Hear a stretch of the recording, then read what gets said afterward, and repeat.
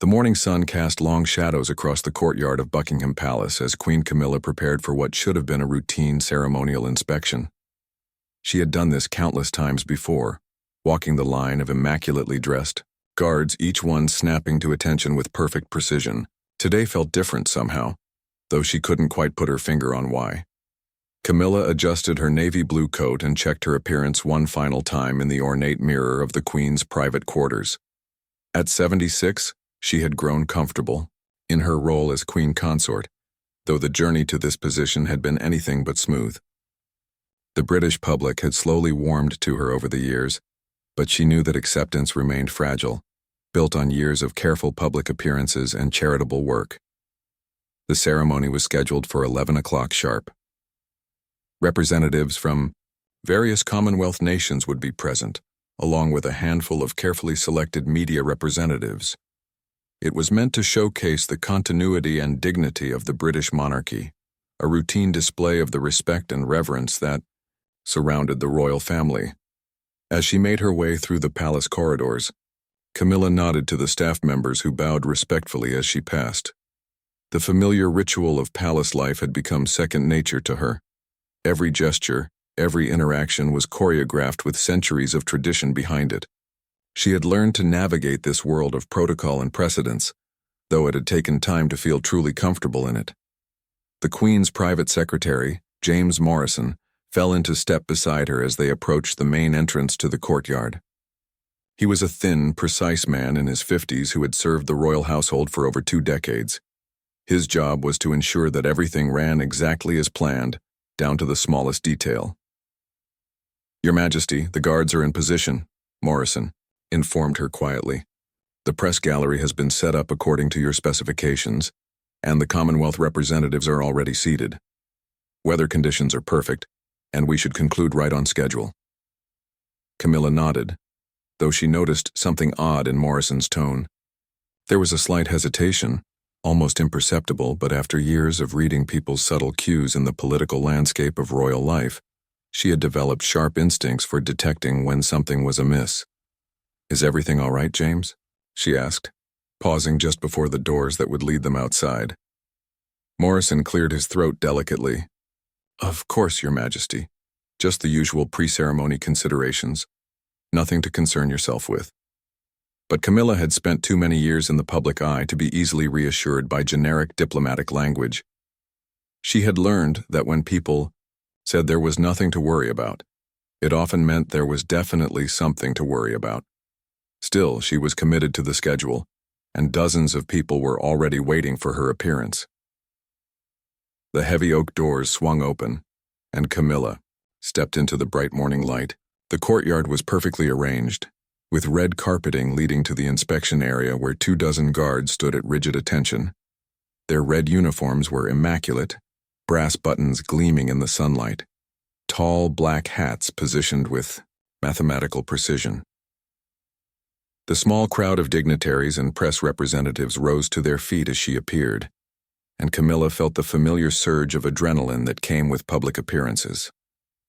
This was her role now, her duty, and she had worked hard to earn the respect that such moments represented. She began walking toward the line of guards, her pace measured and dignified. This was a dance she had performed many times before. She would approach each guard. They would salute in perfect unison, and she would nod in acknowledgement of their service and dedication. It was simple, predictable, and comforting in its reliability. The first few guards executed their salutes flawlessly as she approached. The sharp sound of their synchronized movements echoed across the courtyard. Everything was proceeding exactly as expected. The photographers were capturing the images that would appear in tomorrow's newspapers, showing the monarchy functioning with its traditional precision and dignity. But as Camilla moved down the line, she began to notice something that made her pulse quicken slightly. One of the guards, positioned about halfway down the row, was standing differently from the others. His posture was correct, his uniform immaculate, but there was something in his bearing that seemed almost defiant. As she drew closer to him, Camilla could see that he was young, probably in his early 20s, with the kind of serious expression that suggested he took his duties very seriously indeed. His name tag read Williams, and she could see that his shoes were polished to a mirror shine, his rifle held with perfect precision. The cameras continued clicking as she approached Guard Williams, and Camilla prepared for the routine salute that would come as she passed in front of him. This was the moment when everything would continue as it always had, when the ceremony would proceed with its usual seamless perfection. Instead, something unprecedented happened. Something that would change the entire trajectory of the morning, and quite possibly much more than that. As Queen Camilla approached Guard Williams, she maintained her composed expression and steady pace.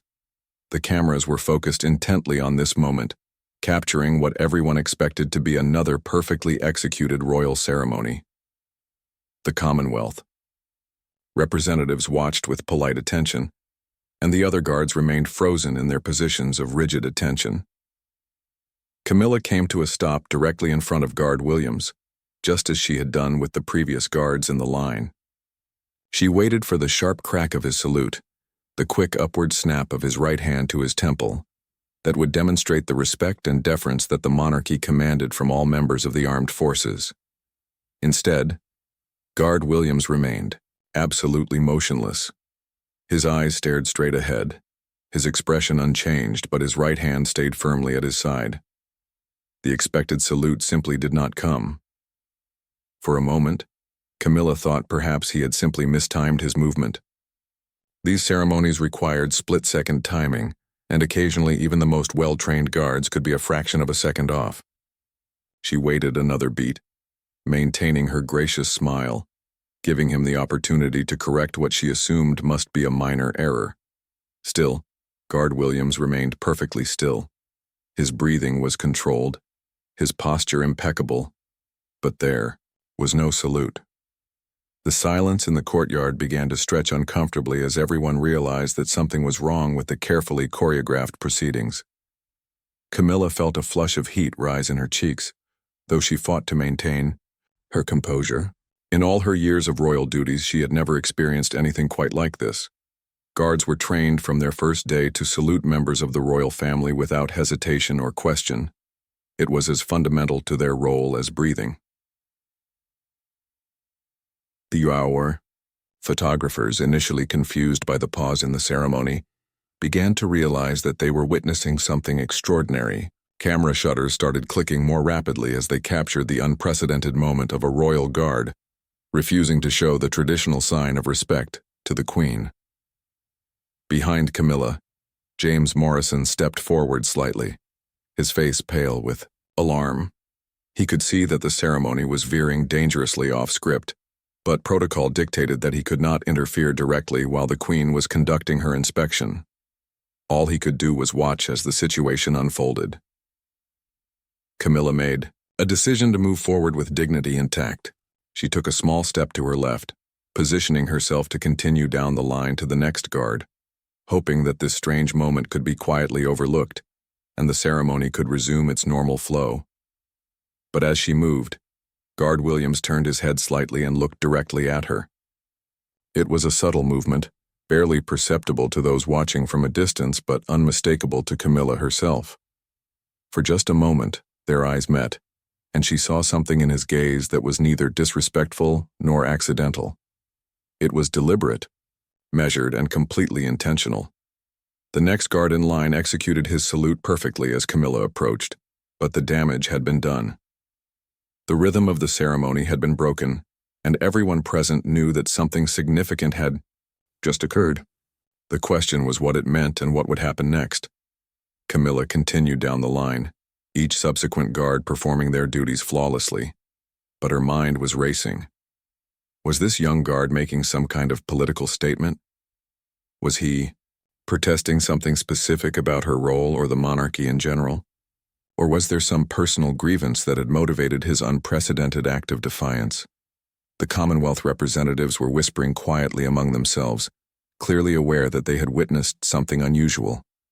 The media representatives were furiously taking notes, already beginning to craft the headlines that would soon appear around the world.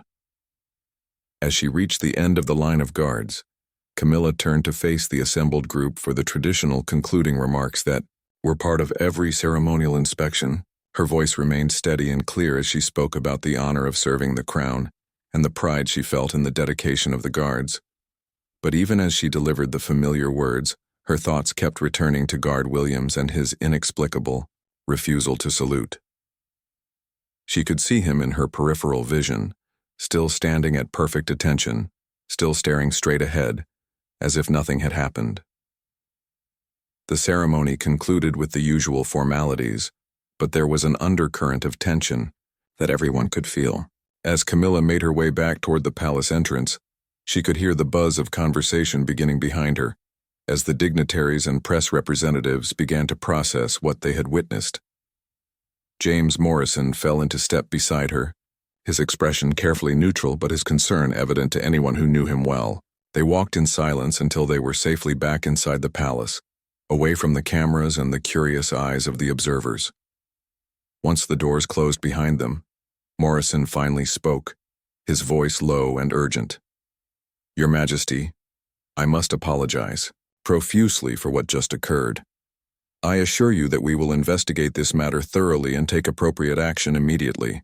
Camilla paused in the hallway, considering her response carefully. The young guard's action had been deeply embarrassing, certainly, but it had also been puzzling. There had been something about his demeanor that suggested this was not a simple act of disrespect or rebellion. "James," she said finally, "I want to speak with Guard Williams personally before any disciplinary action is taken. There may be more to this situation than we understand."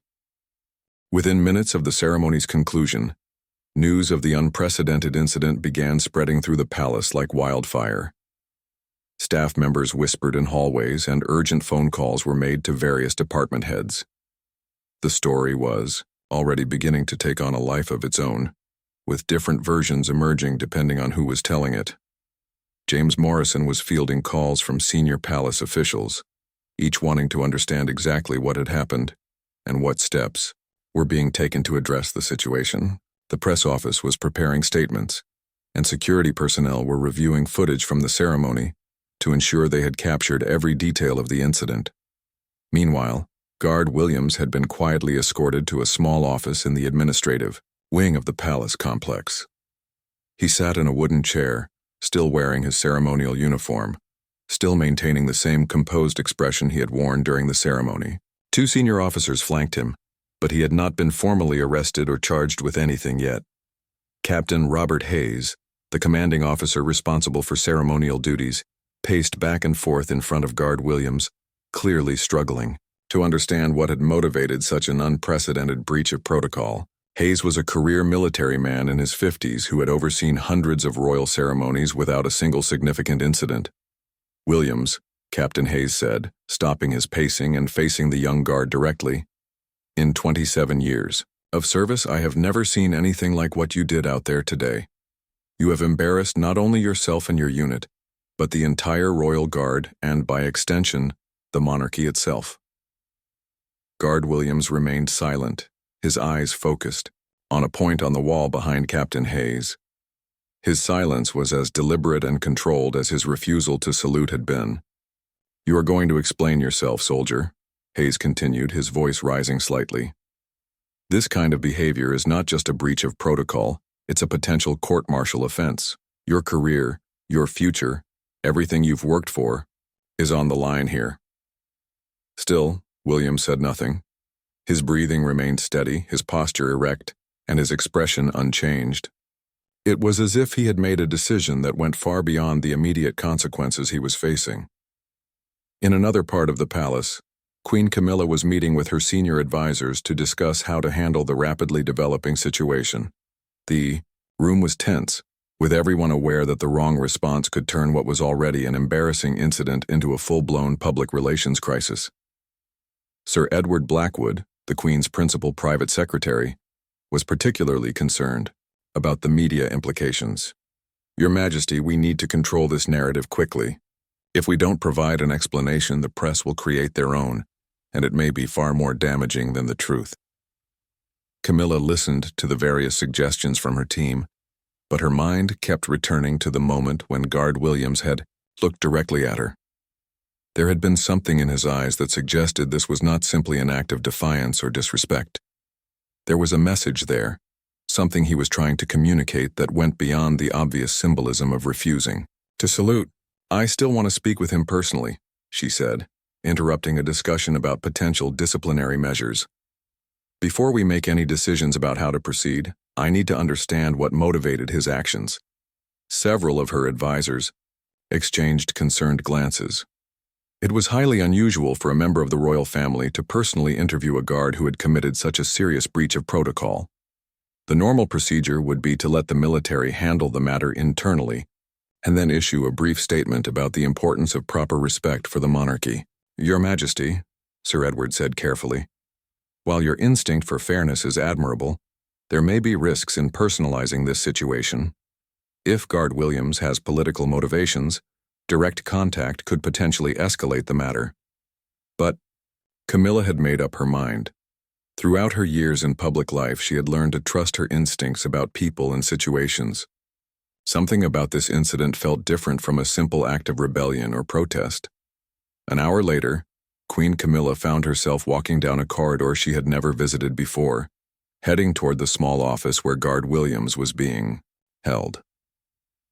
James Morrison accompanied her, along with 2 security officers, but she had insisted on keeping the entourage small and discreet. The office was spartanly furnished, with bare walls and minimal decoration. Guard Williams rose to his feet as she entered, and for a moment Camilla thought he was going to salute. Instead, he simply stood at attention, his hands at his sides, waiting for her to speak. "Sit down, please," Camilla said, taking a chair across from him. The security officers positioned themselves near the door, while Morrison stood slightly behind and to her left. For a long moment she studied the young guard's face, looking for some clue about what had motivated his extraordinary behavior. He was probably 22 or 23 years old, with clean-cut features and intelligent eyes. His uniform was still immaculate despite the stress of the past few hours. "I'm going to ask you a direct question," Camilla said finally, "and I would appreciate a direct answer. Why did you refuse to salute me during the ceremony?" Guard Williams met her gaze steadily, and for the first time since the incident, he spoke.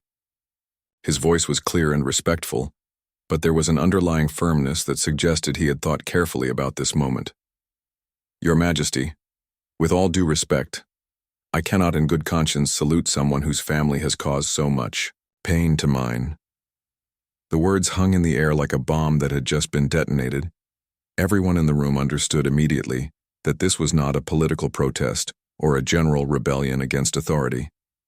This was something much more personal, and potentially much more complicated. The silence that followed Guard Williams' statement was heavy with implications.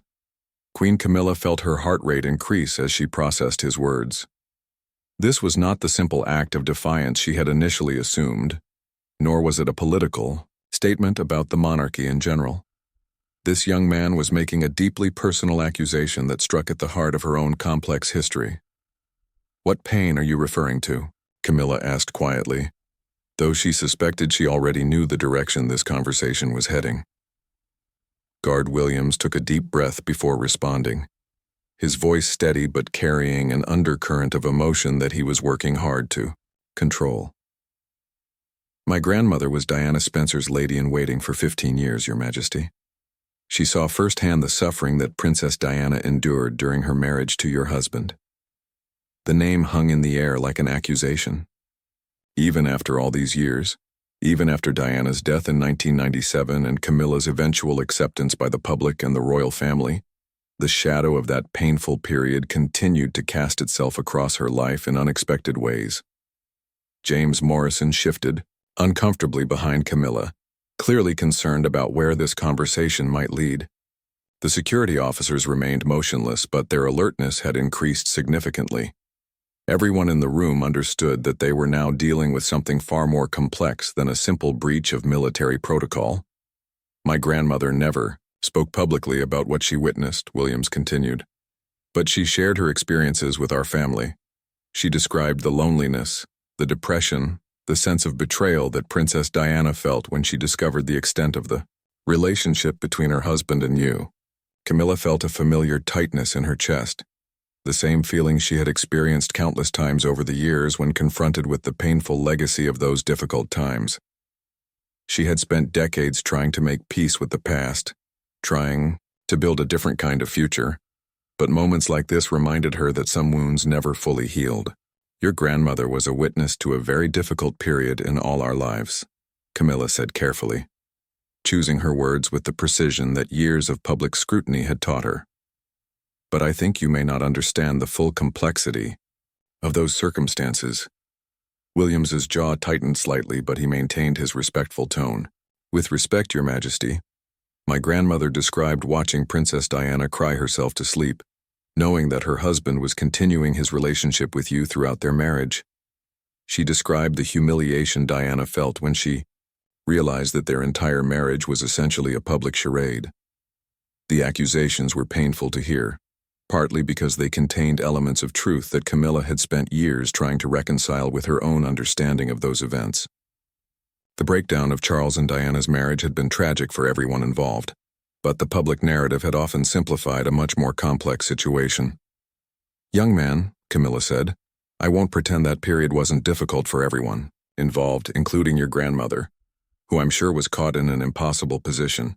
But there were aspects of that situation that the public never understood, and that even those closest to us didn't fully grasp.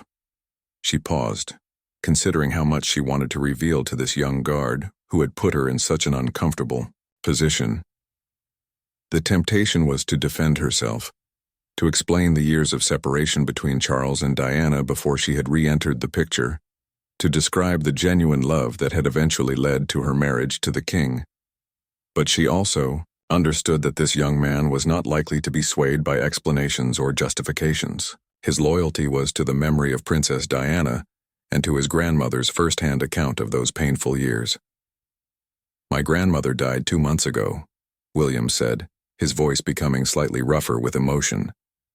On her deathbed, she made me promise that if I ever had the opportunity to hold the royal family accountable for the pain they caused Princess Diana, I would take it. Today seemed like that opportunity. The revelation hit Camilla like a physical blow. This was not just about old grievances or political statements. This young man was fulfilling what he saw as a sacred promise to his dying grandmother. The weight of that obligation made his actions suddenly much more understandable, even if they remained inappropriate and damaging. I'm very sorry for your loss, Camilla said sincerely, and she meant it. She could see the grief in his eyes, mixed with the determination to honor his grandmother's memory in the way he thought she would have wanted. She always said that Princess Diana was the kindest, most genuine person she ever met, Williams continued. She said Diana truly cared about people, especially those who were suffering or marginalized. She believed Diana would have been the greatest queen this country ever had if she had been given the chance. The comparison was implicit but clear. In William's mind, and in his grandmother's memory, Diana represented everything that Camilla was not. Diana was the rightful queen, the beloved people's princess, while Camilla was the interloper who had helped destroy that possibility. Camilla sat quietly for a moment, absorbing the full weight of the young guard's motivations and the impossible position he had put himself in. She understood now why he had looked at her so directly during the ceremony. He had wanted her to know that his refusal to salute was not random or meaningless. It was a deliberate act of loyalty to his grandmother and to the memory of Princess Diana. What did you think would happen after you refused to salute? She asked. Did you consider the consequences for your career, your future in the military? Williams nodded slowly. I knew it would probably end my career, Your Majesty. But my grandmother's respect meant more to me than my own future. Some things are more important than personal success.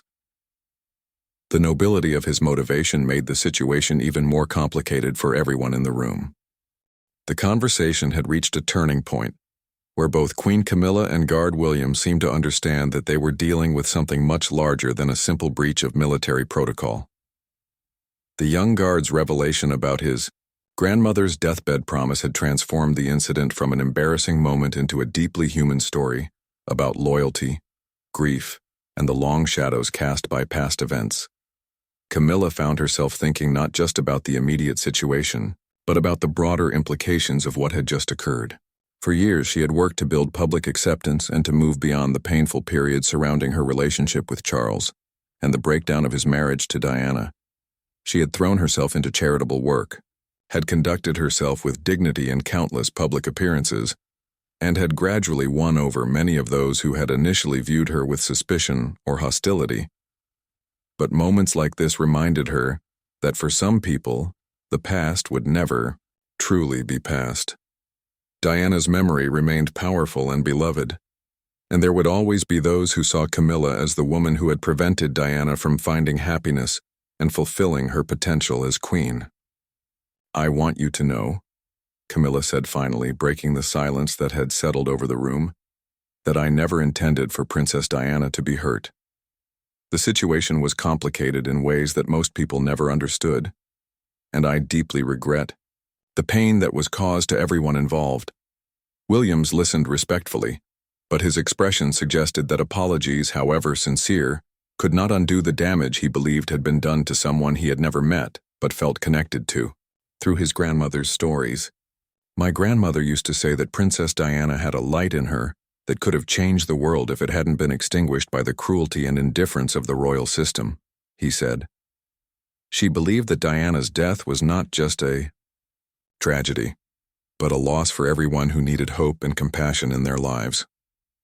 The weight of that accusation settled over the room like a heavy blanket. Camilla knew that many people shared similar feelings about Diana's legacy and her own role in the events that had shaped it. She had learned to live with that burden, but hearing it expressed so directly and personally by someone willing to sacrifice his career to honor it was particularly difficult. James Morrison cleared his throat quietly, a subtle signal that he was concerned about how long this conversation was continuing and where it might lead. From his perspective, the longer Queen Camilla engaged with Guard Williams's accusations, the more complicated the situation became for everyone involved. But Camilla was not ready to end the conversation yet. Something about this young man's sincerity and the depth of his commitment to his grandmother's memory had touched her in a way that surprised her. She found herself wanting to understand not just his motivations, but his perspective on events that had shaped both their lives in different ways. "Tell me about your grandmother," she said, ignoring Morrison's subtle attempt to redirect the conversation. "What was she like as a person, beyond her service to Princess Diana?" The request seemed to catch Williams off guard. He had clearly prepared himself for questions about his breach of protocol, possible punishment or justification for his actions. He had not expected the Queen to express genuine interest in his grandmother as a person. "She was the strongest person I ever knew," he said, his voice softening slightly as he shifted from discussing public events to personal memories. "She raised me after my parents died in a car accident when I was 8 years old. She never had much money, but she always made sure I had everything I needed for school, and she pushed me to work hard and make something of myself." Camilla nodded, recognizing the familiar story of a grandmother's sacrifice and love that shaped a young person's character and values. "She talked about Princess Diana almost every day," Williams continued, "not just about the royal duties or the public appearances, but about the private moments when Diana would ask about her family, or remember her birthday, or send flowers when she was sick. She said Diana treated her like a real person, not just a servant." The personal details painted a picture of Diana that Camilla recognized from her own later interactions with people who had known her. Despite all the public drama and media attention, Diana had maintained a genuine warmth and interest in the people around her that had inspired deep loyalty and affection. "Your grandmother sounds like she was a remarkable woman," Camilla said, sincerely. "And it's clear that she raised you to be a person of principle, even when those principles come at personal cost." Williams looked surprised by the compliment, as if he had not expected this conversation to take such a personal turn.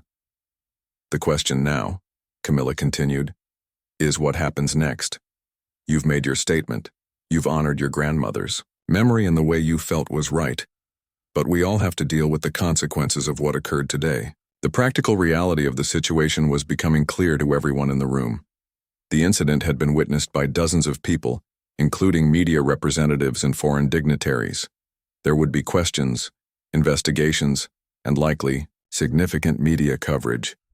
The normal protocols called for disciplinary action against Guard Williams, but the personal nature of his motivations complicated any simple response.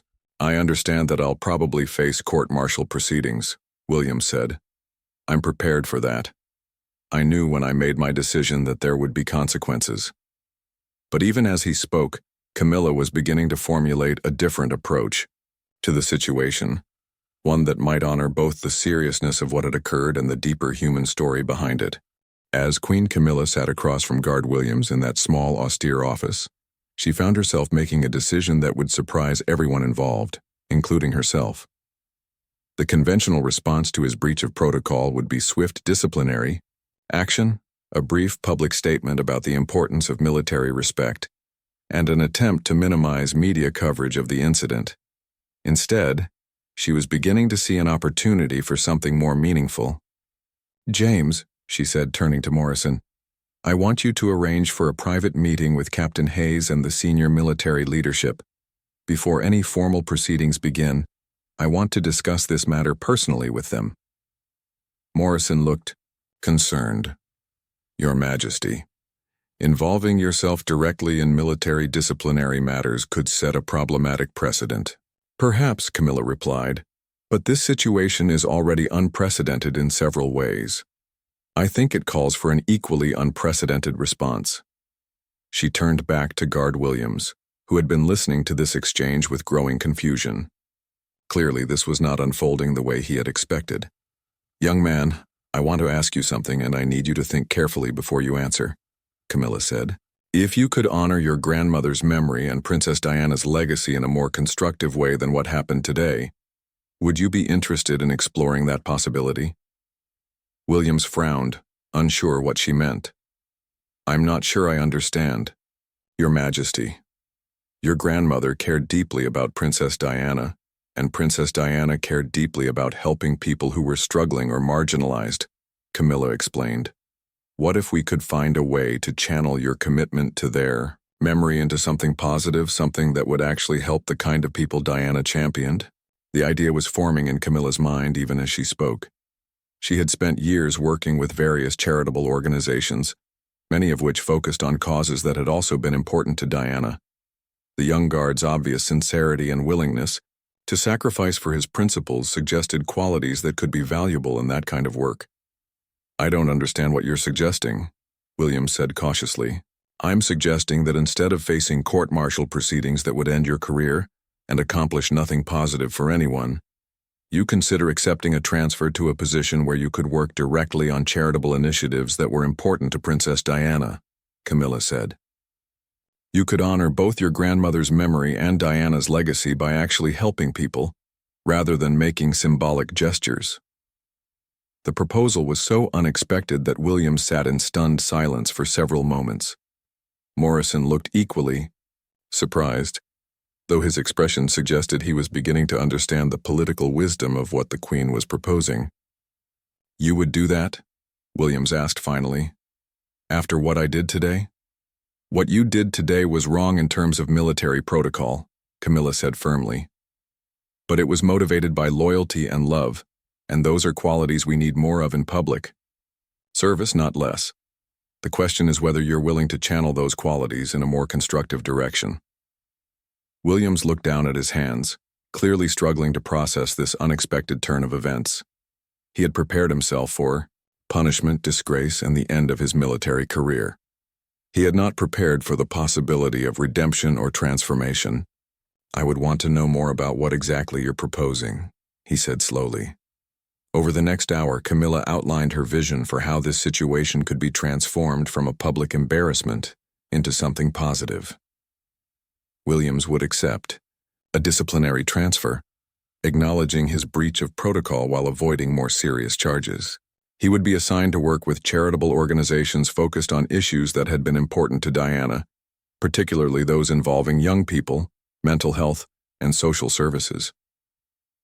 The public narrative would focus not on the initial incident, but on the constructive resolution that honored everyone involved. The story would become one of understanding, forgiveness, and the positive power of channeling strong convictions into meaningful action. There would be conditions, Camilla explained. You would need to publicly acknowledge that your actions were inappropriate, regardless of your motivations.